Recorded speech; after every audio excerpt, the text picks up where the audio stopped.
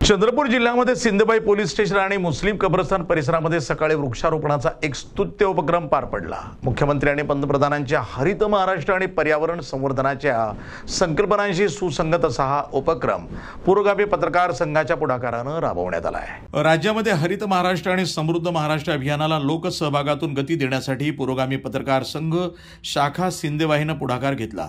त्यांनी सिंधबाई police station आणि मुस्लिम कब्रस्तान परिसरामध्ये विविध वृक्षांची लागवड केली। या प्रसंगी सिंधबाई लोणवाहीचे नगराध्यक्ष भास्कर नन्नावरे, पोलीस निरीक्षक कांचन पांडे, मुस्लिम कब्रस्तान कमिटीचे अध्यक्ष युनुसभाई शेख, जामा मशीद अध्यक्ष चांद शेख, माजी उपाध्यक्ष मयूर सूचक, नगरपंचायत सभापती दिलीप रामटेके, पोलीस नारायणी येगेवार, सामाजिक कार्यकर्ते नोमान पटेल आणि राहुल सिंग ठाकूर यांची विशेष उपस्थिती होती।